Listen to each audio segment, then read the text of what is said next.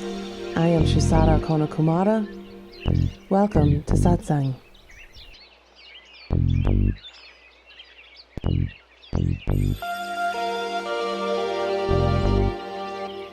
You are beginningless.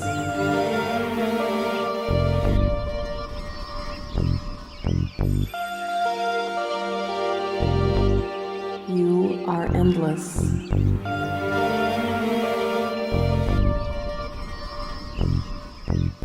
You are divine.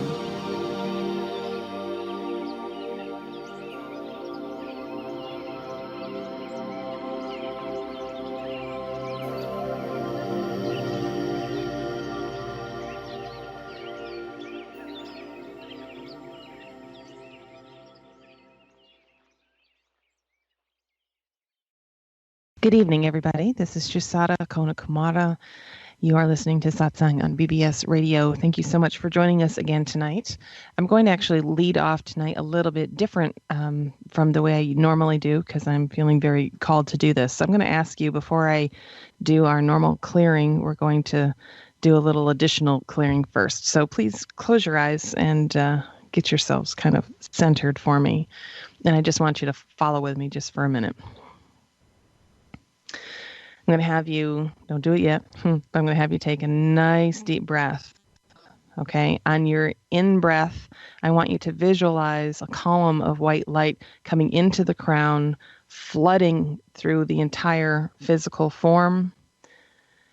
And on the out-breath, I want you to imagine anything that's been trapped energetically in the body, flooding out through the hands, through the feet. And let's see that energy bathed in violet light. We're going to do this 3 times over. So really just put all of your focus into it because we've got a bunch of clearing that really needs to happen. So, okay. Nice deep breath in. Visualize it filling every nook and cranny in the form. And blow it out.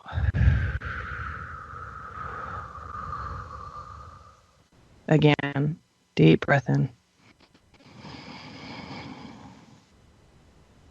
White light, pure white light. Blow it out.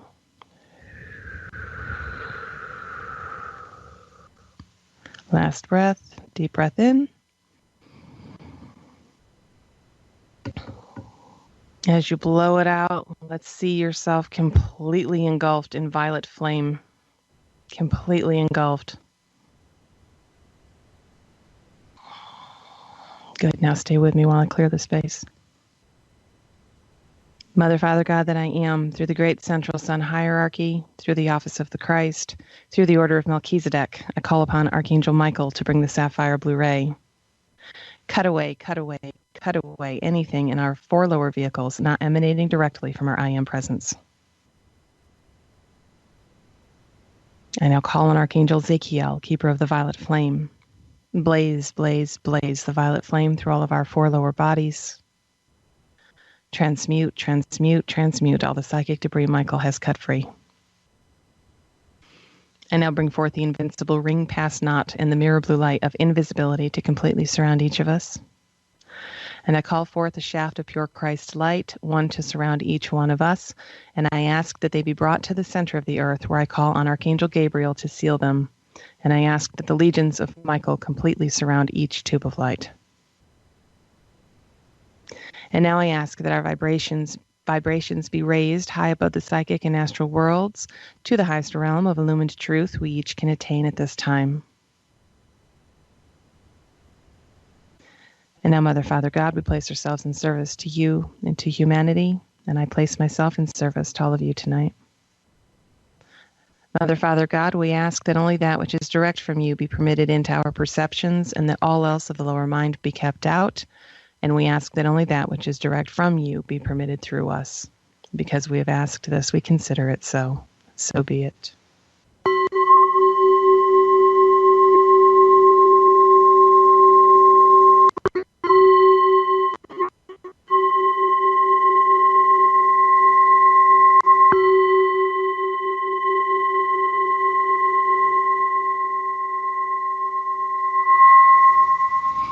All right, Very good. Hopefully you're feeling a little lighter after that one.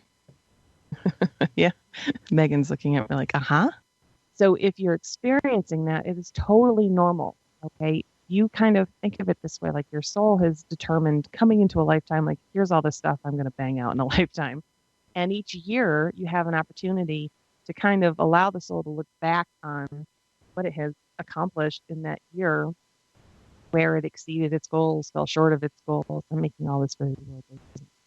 I have to kind of put it in words you understand.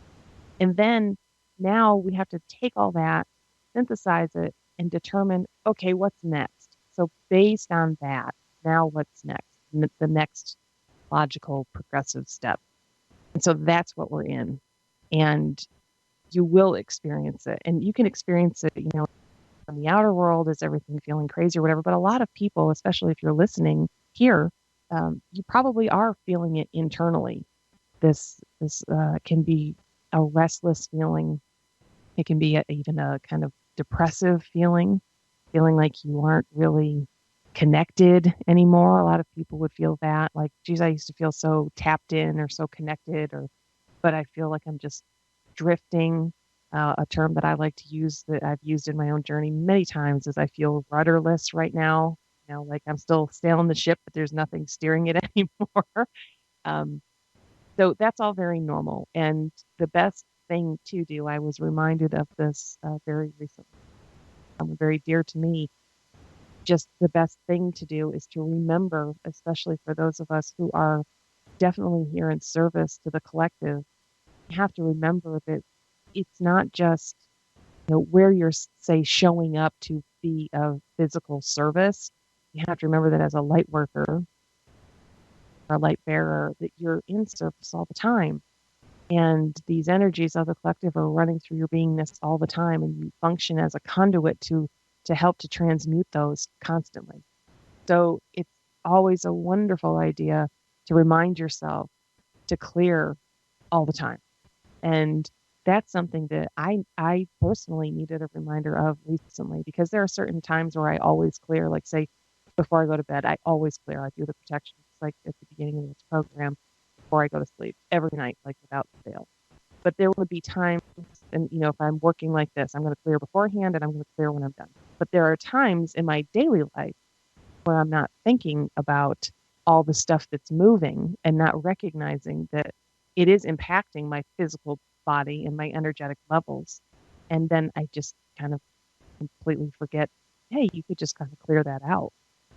So that little exercise we did right at the beginning is just one way for you to visualize and allow a level of that clearing to take place for you. And it can be very quick. Megan, that was good for you when you did that, just those 3 breaths.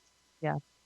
And it can be, and it can feel really good in the body, and beautiful thing to do. So just don't forget, you are being impacted all the time, like all the time, all the time. And because you do carry a certain light quotient, you wouldn't be listening to me. So you do. Trust me on that. And utilize the techniques that you've learned other places or anything you get here to continually clear those energies, just because it will help you feel more grounded and more balanced. And even physically, it'll help you feel better as well. So it's really worth doing. Okay, very good. I have no idea, of course, PielleAyan, of what we're going to talk about tonight. Never do, do we? What should we talk about? Oh, getting her mic out. Well, since Christmas and the holidays are coming up, is there anything that we can say? Because I feel like there's certain energies that just come in during Christmas and New Year's anyway. Things that we need to be aware of, look at, keep in mind. I remember, I think our first year, you did this whole thing about Christmas and like what it meant. Gosh, now I have to see if I could pull up the archive description. But like, I just feel like it's that like I know Easter, there's always a kind of a specific message that you have about that, why there's certain energies and things to pay attention to and whatnot. Okay, so I will say this. So, on top of what I just said about how things get recalibrated at the new year and then what that looks like coming into it, um, I'd also highly recommend that you really look at, and this is funny, it came up with my kids. When my kids got older and they started hearing other kids saying that Santa wasn't real and all that stuff, I have maintained the same stance I've had with them since they were little. And I will say, regardless of what you believe about Santa Claus, what I can tell you is that the spirit of Christmas is very real. It's absolutely real. And I know that through and through. And for all of you who remember, even if you struggle to hold it now, but if you remember the energetic around Christmas when you were a child, that is a very real, that's attributed to a being. There is a spirit of Christmas. It's absolutely real. And it's something that is very powerful and very potent this time of year.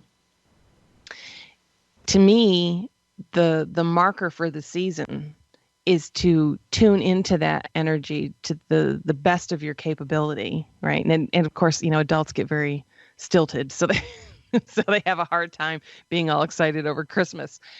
But I don't. I think about that movie, The Polar Express, and the boy in that movie, he gets the jingle bell from Santa. And as he and his sister get older, the sister stops being able to hear it. But the boy, even when he's a man, can still hear the sound of it. And that, to me, it's like, that's a very poignant thing, because that's exactly what we're looking at. Can you still tap into the energy that the spirit of Christmas brings very specifically at this time of year? And if you can, what does that look like? That it's not a weird thing that we attribute Christmas time to goodwill toward men, right? Yeah, because that's the whole point. The whole point is the energy of the Christ to be very present here on the planet. So whether you are a Christian doesn't matter. The Christ transcends any sense of religion, right? It's a state of consciousness. It's not a person. And the Christ energy is very strong this time of year. So, it's, as a seeker of deeper truths, it just makes sense that you would spend time allowing yourself to just kind of get wrapped up in that energy. And it doesn't mean that you have to necessarily go out and, do anything, but just to allow the energy of it to come. I don't know, for a lot of us, I'm looking at two ladies here. We're all from New York State.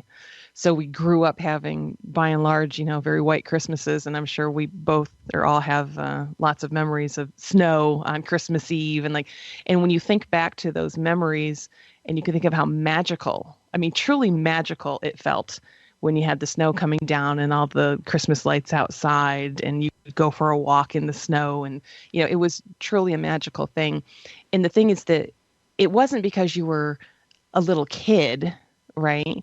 It was just because you were, somewhat because you were a little kid, I guess, in the sense that you were capable of tapping into what was present during that time in a way that most adults can't.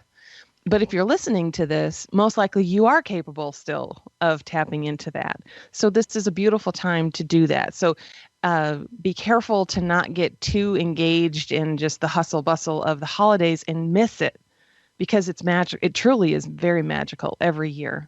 And coming right into New Year's, I find New Year's to be I stopped kind of doing the big New Year's thing years and years ago. And New Year's is a very quiet thing for me at home with my husband.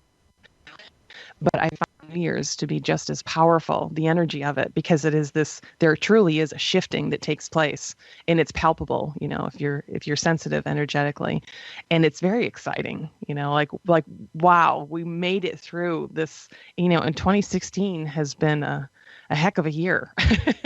It's been a real challenge. If you look just in the outside world, you see it, but what has been moving this year energetically has been really, really challenging. And I'm kind of sorry to say it, but 2017 is not going to be easier. It just won't be. We have to, it's just the way it's going to be. We've got to move through this whole thing. We've got to move through it as a collective. But remember that for every one of us who can kind of get into that space of loving equanimity that I talk about so much, for every one of us who can do that, it makes it that much easier on the person next to us to be capable of doing the same thing. So will 2017 energetically be challenging? Yes, no question. But it doesn't have to be terrible, right? It all depends on how you're perceiving it and how you're moving through it. And within that, you just truly have to honor where you're at. Remember always, always, that there is no differentiation between your spiritual path and your life. Your life is your spiritual path. It's so funny. I could say that like a million times, but it takes something special for it to truly click with a person where they're like, oh my gosh, like that you mean it. And I really do mean it. And we get very, you listen to this because you're a seeker and you want knowledge and you want to have more experience. And that's beautiful. And that's part of your path, right? But it doesn't mean that when you're not listening that your path has been, halted temporarily. It doesn't mean that at all. So you're here to take the information that has been delivered to you from someone who has walked it through whatever means that it gets delivered to you, and take that, and now you're going to go walk it in your life. And that's your path. I mean, there's nothing more complicated about it than that. It was truly simple. We like to make things so complicated, and it really isn't. You just take what you've been given and you, to the very best of your ability, walk it out until the point comes where the experience of it has been completely integrated and actualized through you, and now you own it, and then it's time to move on to the next lesson, right? And that's just you living your life. So are you a lawyer? Cool. You're living out your spiritual path as you're working with your clients or, standing in front of a jury. Are you a janitor? Cool. You're working out your path every day when you empty trash cans. There is no difference. None. Right? It's all about you living the way to the best of your ability from the highest level of understanding that you have. Whenever you're brought to a place where you have you don't know what to do with something or how to look at something, the answer is always take it to the very highest light, right? To the highest light you're aware of, and tackle it from there. That's always the right answer. And that's different for everybody, and that's fine, right? There's no jumping gradients. The path is you can't, there's no shortcut on the path. The path is the path. And there is one direct route, right? And that's what I'm here to teach. I'm here to teach the most direct route up the mountain of enlightenment that there is. And there are many, many paths, and many of them take lots of winding roads and this and that. Mine's pretty steep and straight, and that's what it is. But within that path, there is no shortcut, right? So what you learn today, you don't actualize tomorrow. It takes time to walk it out here in your world, and to walk it out to a space where you really truly anchor it in, meaning now that whole initiation is done and you move on to the next one. And for a time when every lesson comes in, you have a little back and forth, some testing, and did I do it right this time? And oh, that was great, I think I got it. And then, well, let's wait and watch the next test come forward to see if you actually really did get it. And then at some point, it truly is locked in. And once you've hit it, you're not going to lose it. You don't go back. You've attained it, and you have attained it. So the energies of the season, totally that. Just embrace the spirit of brotherhood, the spirit of unconditional love, the spirit of acceptance, and do what you can in your world to be the living embodiment of that every day. not just at Christmas. I'm just saying it's easier at Christmas because there's so much support for it right around the holidays, more so than other times of the year. And if you can just tap into that energy and allow it to really infill you, then it's a beautiful thing. It's a beautiful thing. And we all have experiences, I think, of at some point in our lives of being in some setting, whether it was in a mall or at home or caroling or like at church or whatever it was, where you just felt the interconnection with the people in that space, where you all did feel like one, bunch of individuated bodies, but one common source sitting there. And that's what it's about, right? So go out, and it doesn't matter what anyone around you is doing. You can experience that for yourself all the time, but take advantage of it now to kind of help give you a boost into the new year as well, to come in from that space. It's a beautiful thing to do. Okay. Anything else? Yeah, come on back.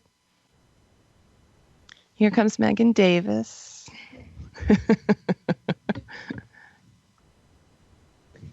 So mine is a guide question. Okay.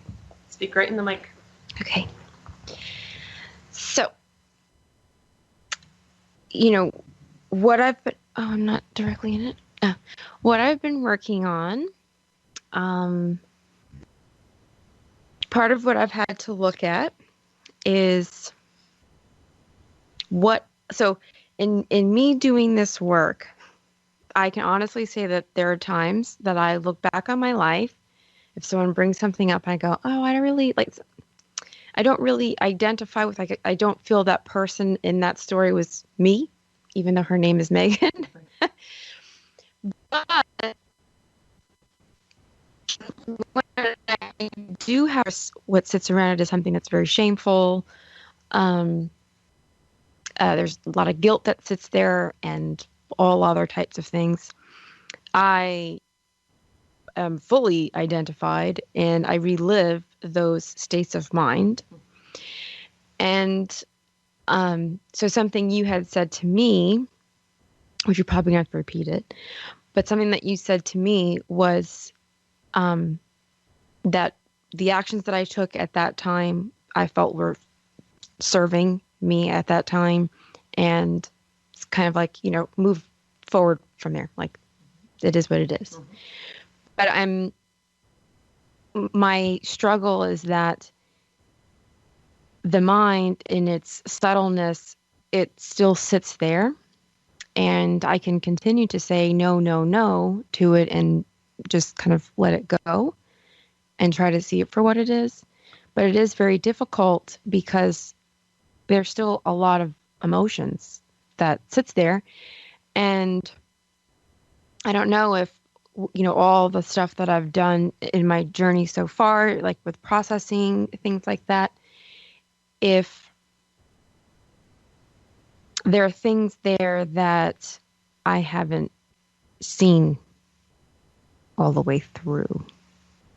So I'm kind of not sure where I'm stuck at. If it's me just having to continue to say no to, mind coming in and, saying, don't you remember this was embarrassing? Or there's really something there that I need to pay attention to. Do you know what I mean? Like, move forward or actually pay attention to it. So then I can move forward. That's an excellent question and not an easy one to answer. Because kind of it's a combination of both, certainly, depending on the circumstance. It's an interesting thing. My work is somewhat different than a lot of other people out there, in that a lot would say kind of once you've seen, say I saw shame, now at that point it's time to kind of release it to the light, move forward. In my personal journey, I found that for me wasn't enough, because I needed to utilize the capacity of the intellect to get under it and to go deeper with it so that I could understand why it had such a hold on me, on my sense of who I was. And that was the component for me that ultimately allowed for the release of the energy that was trapped there. So it's great to see, yes, I can see that I feel shame concerning this thing that I did years ago.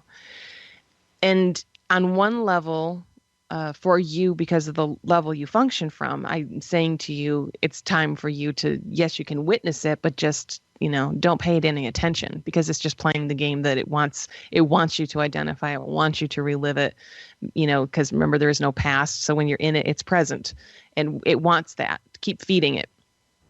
And at a certain point for a seeker, the point is to just stop feeding it, right? So the mind, it just kind of dissolves away due to neglect, ultimately, because no one's there paying any attention to the stories that it's trying to get you to identify with. However, that being said, seekers, it takes a while to get to that place. It's not an overnight thing. And that's one thing. That's why I'm really careful when I talk about stuff like this, for my level of work anyway, to not just say, you don't need to go in and go deeper, just release it to the light, or however you wanted to word it. Because what happens with the mind, because the mind is so subtle and so good at what it does to keep everything at play, is the mind will take that and utilize it as a way of just being in denial and going about its business, doing what it's always done. La, la, la, it doesn't exist. It doesn't exist. It doesn't exist. And how is that serving you to move deeper and go further? So I don't know if it's just there are certain people who, I wish I could answer it from that space. I don't know what brings a person to my work versus a person to a different kind of work where it's more love-based versus, not that what we do isn't love-based, but we really are highly engaged in utilizing the intellect to take it to the place where it ultimately just falls away completely. Or this, not the intellect completely, the mind itself. So for the experience where we feel shameful, and we'll use that because under most experiences, there's a level of shame sitting there. If your experience, you said like it was embarrassing, there's shame there, right? And embarrassment sits over the top of it, but there is shame there. And for any situation like that, you've got to go back in and find out what your motivation was for your action, right? Because remember, everything the mind does, it does because it has an agenda that it needs to carry out. And that's what I was saying to you in that thing, that like you did what you thought was kind of right action at the time based on how you were capable of perceiving what was moving around you. And so you got to get in and go underneath it and go, so what was my motivation? What was the thing that was, pushing me to take that action or to make that decision? And now we can, once we see it, now get in there and pick that apart. Why? Why was I motivated to do it? What you're going to find, because I think I have an idea of what you're alluding to, you're going to find layers, right? It's going to come down to, why did I feel motivated to do it? And you'll see it. But then you're going to have another chunk of layers, like sedimentary rock underneath that, because you had a whole bunch that built up to that space where you felt the motivation. You see, there's a whole bunch of story that led to that point. So for you, I would say keep going, track it all the way back as far as you can, right? And you may find, and I'll just use myself as an example, in my journey, I saw so clearly that there were decisions that I made as a teenager that were directly related to something very specific that happened between myself and my dad when I was probably about 5 years old. Now, at the time I was a teenager, did I have any clue that was, no, of course not, right? So here I was doing this thing, seemingly not really even knowing that I had any agenda to play out or whatever it was that I was doing. But ultimately, when I looked back at it, I could see, oh my God, I did this because all of this set it in place so that I viewed this in this certain way. And it was all I was capable of doing, right? Because of this thing that happened, me and my dad, and what happened there emotionally, and how I dealt with it, and where it left me emotionally, and the unmet needs that it created. I had needs that were met that now weren't. So now I have new unmet needs that I have to get filled. And so what happens then with anything in the mind? If you have any unmet need, the mind subconsciously is always looking to fill the need, fill the need, fill the need, fill the need, right? Because that's the only thing that brings some sense of peace. Now, when, this unmet need is coming out of this space of pain, right? It always does. If you're in equanimity, there's no need, right? There's no need for anything. It's the feeling of lack, which you associate with pain, that leads to feeling like you have to meet a need. Having desire, period, comes out of pain, right? Now, I'm not talking about the will of God, which is a play of true desire. This is a different thing. This is completely the personal self desire. It comes out of pain. The state of separation is pain, right? So any desire and any need comes out of that. So when you're looking, that's what you've got to do. You've got to really get down under it. Yes, and I took these actions because I felt like I had to make a point, to the world, right? Or maybe just to one person or to myself, whatever it was. Okay, but why was there a need to make a point? Because I didn't feel heard. Oh, good. Why didn't you feel heard? Why did you feel alone? Why did you feel invisible? Why did you feel whatever it is that brings up in you? Why? What led to that? And then you're going to be able to find instances, well, this happened and this happened and this happened. And I felt like it on all of those, right? Wonderful, right? So now we can look and go, well, what's the belief that sits there that says it shouldn't be that? Because there are beliefs sitting there that when they got challenged, we had to stand up and make our choices because we had to support our beliefs. If you can get to the underlying beliefs and then challenge those beliefs, you go in and challenge them. Is that really true? And the beautiful thing is that as an adult, you have the capacity now to see from a much broader range than you would as a younger person. So now you can look at those childish beliefs or even teenage beliefs, which certainly aren't mature and are, definitely lacking in wisdom. And you can go, okay, I can see why I believed it, and it makes perfect sense. From that space, just like anything else, you've got to look at the innocence behind it, right? And that's what we always come back to. Like if people are doing real hard work around their parents and stuff where it's very painful, you've got to recognize on a level how innocent the whole thing is. Because remember, no one comes in asking to be the victim of patterned consciousness. That's just not what's going on here. And so the people that are inflicting their patterned consciousness onto you now aren't doing it because they're, evil, and they're not doing it because they want to hurt you. They don't know any different. It's what they were taught because patterned consciousness perpetuates itself. That's what it does. So when we remember that and we're looking back and looking at tough times, so whether it's your parents or it was a, previous boyfriend or girlfriend or whatever it was, we have to just kind of look, right? No denial about what happened. Really look at it and be very honest and raw about what you see. Remembering simultaneously that no one was trying to hurt you, right? Because everyone, like, if you can recognize I did the best that I could do at the time based on the resources I had, based on the understandings that I had and the experiences that I had had up until that point, then now where that places you is now you have to be willing to give that same benefit of the doubt to everybody, right? Because you're not any different from anybody else.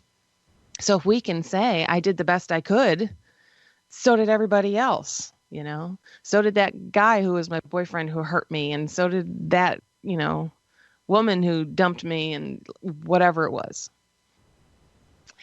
And from that place, it's like you view it from a completely different space. And within that, when you uncover it, you bring all of that to the light, right? The light of awareness.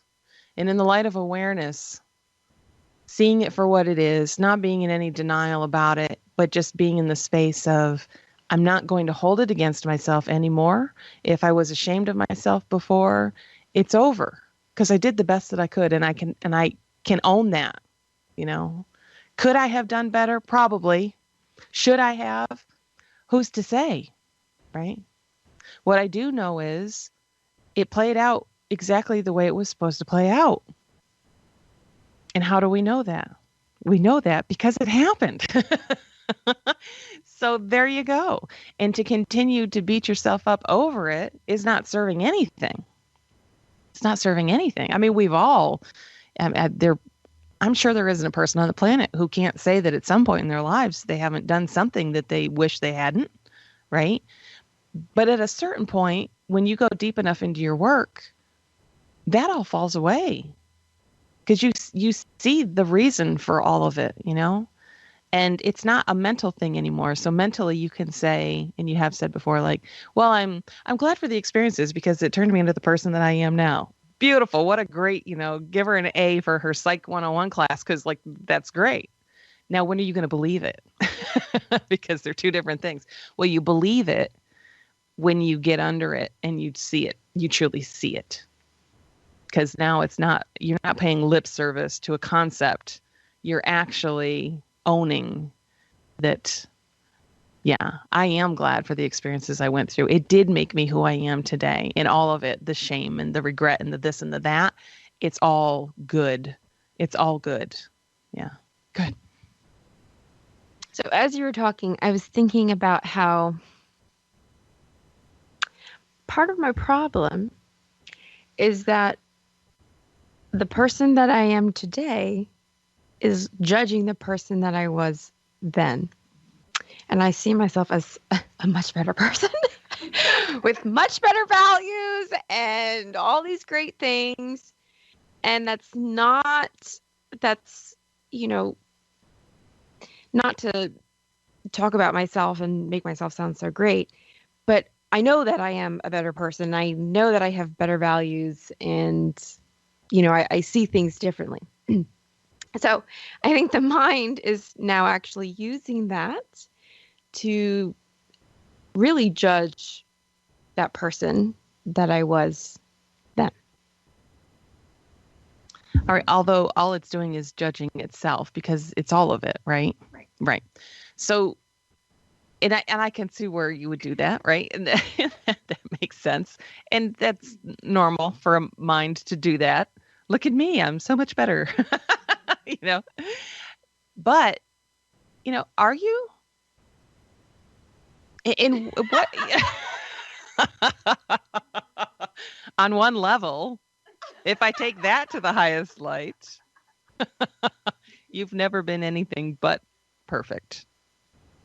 That's where I see you from, regardless of whatever you happened to do whenever it happened to happen, because it wasn't you.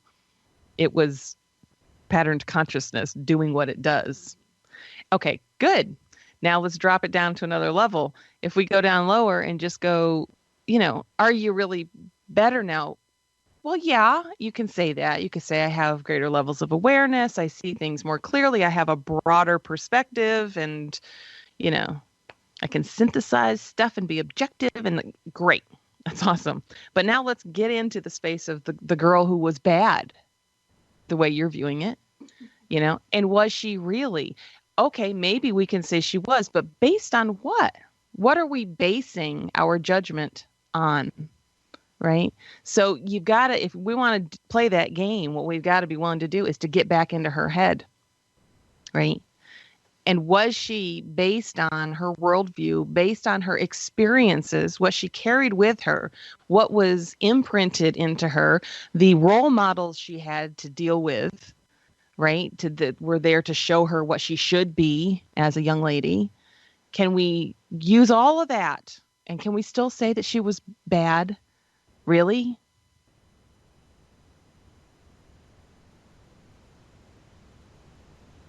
Was she not maybe naive, maybe innocent, doing things in the world where she didn't fully understand what she was doing? And can you fault her for that?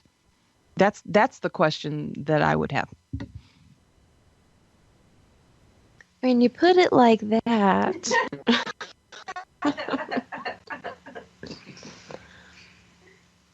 this is true.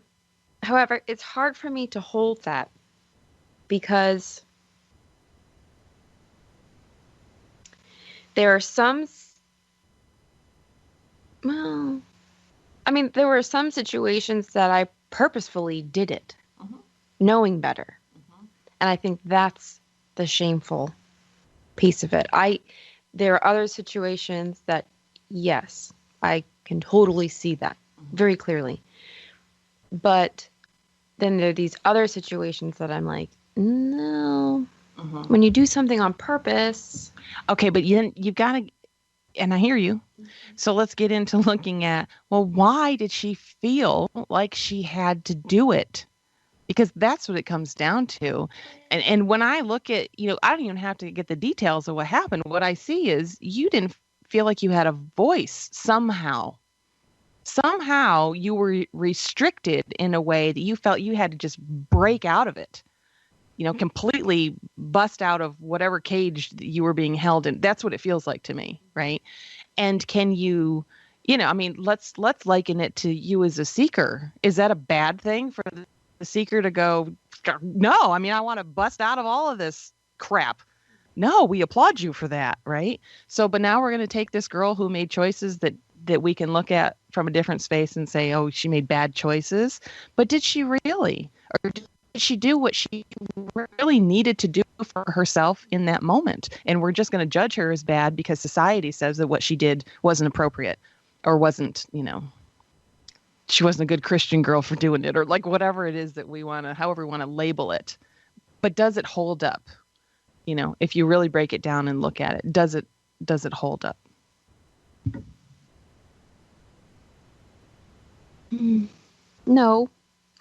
No, it doesn't, because you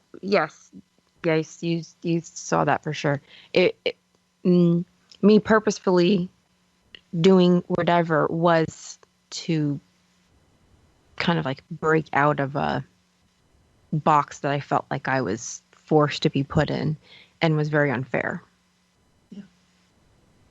So I do see that now. And that in itself is tough to swallow. Just now going and seeing that box again and the emotions that sat there. And that's probably even more painful. Yeah. Okay. Good. So that's where you take it now. So you got down into it and you see what's sitting there. And what happens with, I'm going to dance my way around this without being too specific, because I have a pretty good understanding of roughly what you're talking about. The downside, whenever we have done anything that we can look back at our life and it was something that was knowledge, other people held knowledge of. So it's not like it was just something you did by yourself. No one ever knew about it. But if it's something that involved other people or other people were aware of it, the problem we run into is that even when we go in to clear it for ourselves, you still have this ongoing issue of people from the outside who hold a story about you based on an action that was taken, based on whatever. And of course, they're holding that story based on the social mores they carry, all the imprinting that was put on them. And on top of it, their own crap, their own stories, that their own unconscious stuff that they're not willing to look at, and all of it. It makes it really challenging to stay in your center about it, even when you've cleared it, when you've got opposition coming from outside of you. So that's a component that brings in another level of your work, which is once you've gone in and when you really have, so you just hit a level of pain that you hadn't really tapped before. So now you know you're going to go in, you're going to work that. And that's wonderful. At a certain point, you're going to see it. It's going to come very clear. It's just going to be very clear of exactly why she did what she did and the innocence behind all of it, right? And within it, what's going to fall apart is any belief we have that is held societally concerning what those actions were. It's all going to fall apart. Now, the next aspect to that process for you is going to be that you have other people who will view you based on knowing you back then, right? And this is a good test for your spiritual power, your inner strength of you being capable of saying, you don't know me, you don't understand me, you weren't there walking through my shoes when I walked through it. And you can try to denigrate me or make me feel bad or do whatever it is you want to do, but I'm not buying it because I know why I did what I did, and nobody has the right to judge me based on that. Nobody, And honestly, no one's out there to judge you, It's the whole, people think that there's some God in heaven trying to judge you. And it's like the only thing judging you is you, right? But of course, remember, you experience that inner judge out here. It's the inner judge that appears in the outside as the person who, is there to think badly of you or, make you feel bad about yourself. That only happens because you feel bad about yourself. When that clears, they can come to you and they could say whatever they wanted. Oh my God, you were a terrible person. And you'd be like, yeah, I don't see it that way. Or, yeah, I can see why you would see it that way. And you're free to see it that way. I don't see it that way. You carry whatever story you want. At that point, you're not there to try to change anyone's mind about you, to defend yourself to them. Not at all. Why do you have to defend yourself and your actions to anybody? You don't. It doesn't matter who the person is. I mean, truly, it doesn't matter who the person is. And when you're clear with you, that's it. That's the only thing that matters ever. Right. Now, the hard part is, when you do this level of work and you're capable of doing that, that's a real challenge for the people in your world who want that story to live. Right. Because they, remember, human love isn't love. Right. And so even the people who love you to the best of their capacity, still what they're doing is they're still really looking for all the fodder that they can find to create separation between the two of you, to create issues and drama and all this stuff that will keep all the patterning running. And remember too that the people that are in your life, they truly are, you've selected them because, they fit your patterning. It's subconscious, but that's why you chose them. So when you start standing in this different space, it's, but they want you to be terrible. Now they would say, of course I don't. I love you. But it's like, but look what you're doing. You've convinced yourself that I'm this person that you didn't even know. First off, you heard a story or whatever, and this was 15 years ago in my life, and you took a little piece of, third party knowledge or something, and now you're going to hold me accountable to something that you can't even understand. And that's love? Like, what is that? Right. And now you're given an opportunity to kind of come back from that space with those people, whoever they are, could be anybody. And to be really true to yourself in that. I don't care what you've done. You've got nothing to be ashamed of, because no matter what you've done in your world, and we've all done things that the personal self has ended up feeling terribly ashamed, right? Of course, it had, shame is it's right down there at the bottom. And in the initial fall, it went down to shame and it held it. Remember, it's those really, really low states of mind that led to the swing, that led to the creation of positive states of mind, because it felt so terrible sitting there that it had to create something to get itself out of it. Right. So since that's there in the initial imprint, what the personal self does is it works to perpetuate it. Right. So I have to keep recreating something that I'm going to feel ashamed about.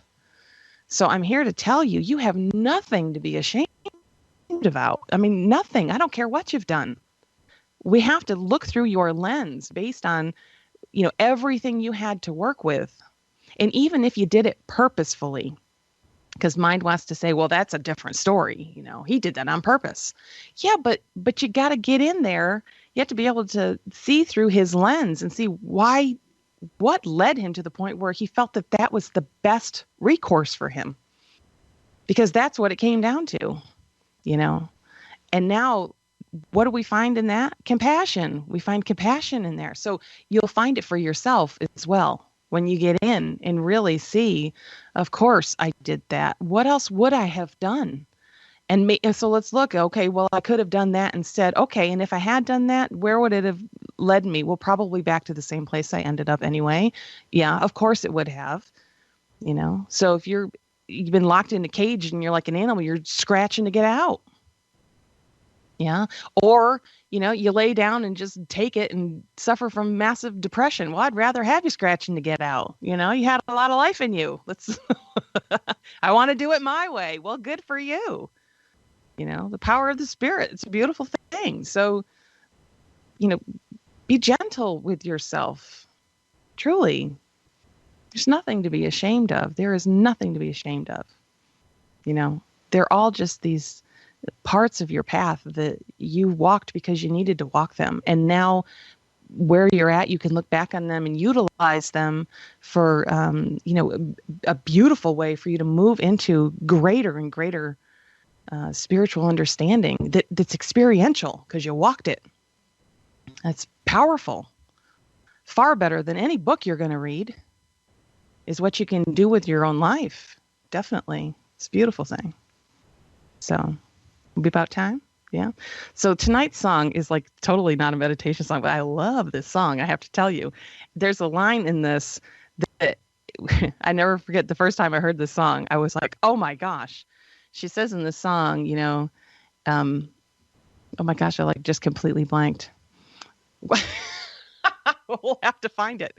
What does she say in this song? Something about, basically, if you're free, why are you afraid to be that? And you'll hear it in the song. It'll make more sense when you do hear it. But I take that from such a spiritual place because you are God in form here. You are free.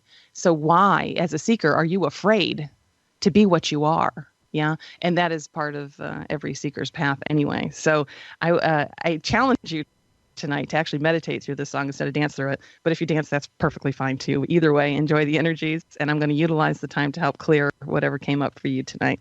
So sending you all of our love, and have a wonderful solstice next Wednesday night, and we'll see you next Thursday for Satsang. Thank you.